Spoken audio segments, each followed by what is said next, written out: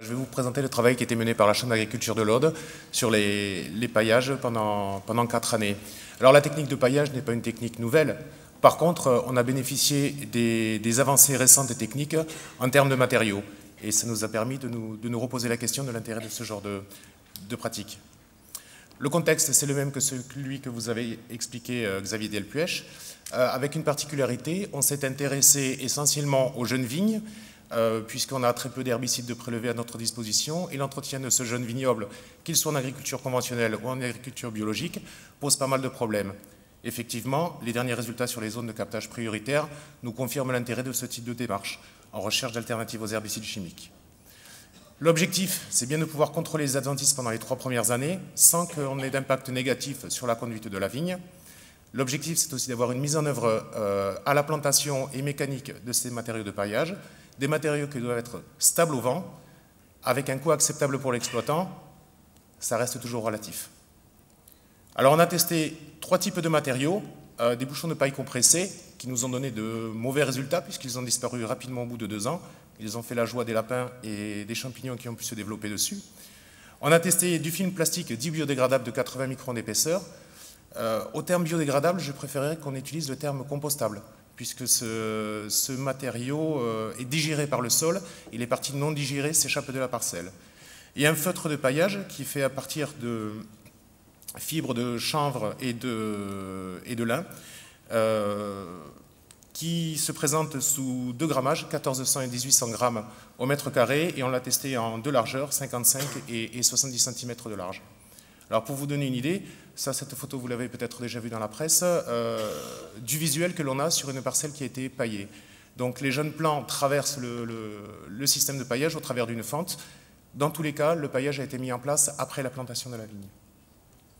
Alors les premiers résultats que l'on a obtenus, implantation en juin 2009, le matériau plastique a relativement bien tenu. Par contre, rapidement, il s'est déchiré, soit par le travail du sol, soit par des sarments, le frottement des sarments durant la période estivale, ou simplement les bois de taille en période hivernale, ont déchiré ce plastique. Et comme on est un pays de vent, le vent s'engouffre dans ces déchirures et finit de nous déchirer complètement le matériau à certains endroits. On a essayé encore l'année dernière ce type de matériau sur une autre parcelle, et on a eu à nouveau la même problématique, et l'ensemble du paillage a carrément été arraché par le vent. Voilà. Globalement, cela fonctionne. Peut-être qu'il nous faudrait encore adapter les techniques pour pouvoir le développer. On voit qu'en juillet 2012, on avait le matériau qui avait quasiment disparu, et on laissait la place libre pour le développement des adventices. Lorsqu'on regarde les feutres de paillage, on a un matériau qui a tenu le coup pendant les 3 années, voire jusqu'à la 4e année, qui a tenu le coup et qui a été présent. On n'a pas eu de problème d'adventice sur cette parcelle-là, et aucune difficulté pour implanter l'espalier non plus. Alors, le matériau, lui, est digéré au niveau des bords, puis il finit d'être complètement détruit directement au pied de la souche. Voilà, la digestion se fait du bord vers le centre. Voilà, le matériau, lui, a tenu tous ses engagements, puisqu'il a été présent, comme je vous l'ai dit, 3 ans, presque 4. Alors, au bout de 3 ans, voilà ce qu'on obtient.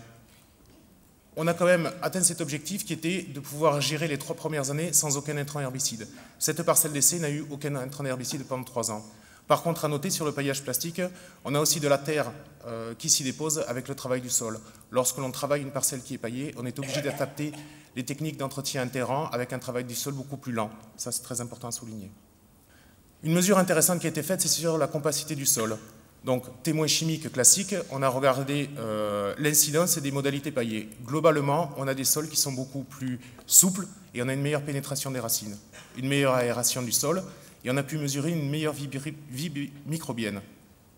Par contre, avantage, on a eu un développement important de vers de terre, mais on n'a pas été les seuls à s'en rendre compte, puisque les sangliers s'en sont rendus compte aussi, et que dans cette parcelle-là, dans cet essai-là, ils nous ont ravagé à peu près la moitié de la parcelle. Donc lorsqu'on met en place un système de paillage dans une parcelle, c'est aussi un élément à prendre en compte la protection. Effectivement, on améliore la vie du sol, mais on n'est pas les seuls occupants sur la terre, et les sangliers s'en sont rendus compte. Fin de vie des matériaux. Mais au bout de 4 ans, les matériaux ont théoriquement disparu, puisqu'ils sont tous dégradables. Alors, le plastique, lui, a été dégradé uniquement pour les parties qui ont été directement en contact avec le sol. Tout ce qui n'a pas été en contact avec le sol a été arraché. c'est retrouvé dans les ruisseaux, c'est retrouvé dans les parcelles d'à côté et dans les arbres, et ça nous renvoie à ce qu'on a pu connaître dans les années 90 sur les paillages agricoles. L'aspect esthétique n'était pas idéal. Par contre, le matériau feutre, lui, c'est correctement composté et il n'a gêné en rien l'évolution de la parcelle.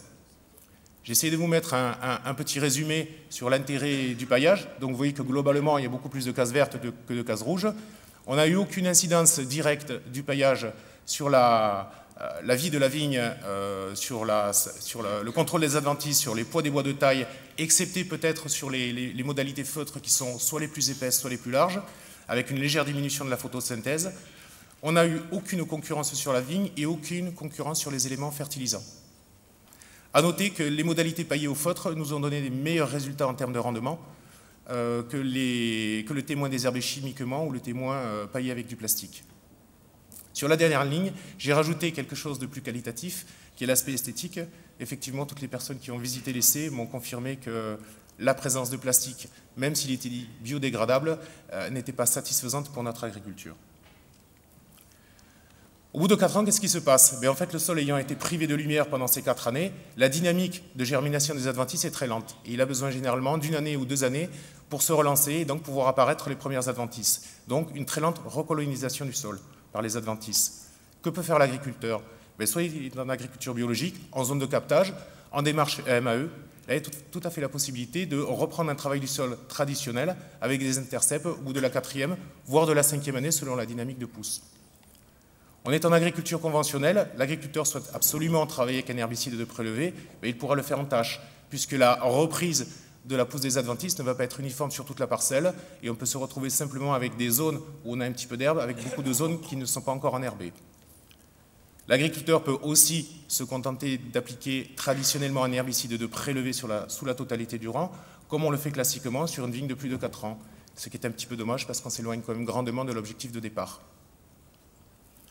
Alors, ce travail sur les matériaux de paillage ne date pas d'hier. La Chambre de l'Aude a bossé sur la complantation et les techniques de complantation pendant une dizaine d'années, ce qui nous a permis de mettre en place ce type d'outils qui sont des feutres et des galettes individuelles de paillage que l'on réserve notamment aux complants et dont l'idée a été d'adapter à l'ensemble d'une parcelle de vigne. Donc, ces matériaux disques uniques et individuels fonctionnent très bien dans le cadre des complantations, surtout lorsqu'ils sont associés avec des plants autotiges.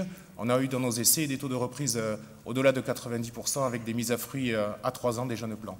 Ce qui est loin d'être l'habitude lorsqu'on travaille avec un greffé soudé classique qu'on a peut-être tendance à abandonner en cours d'année.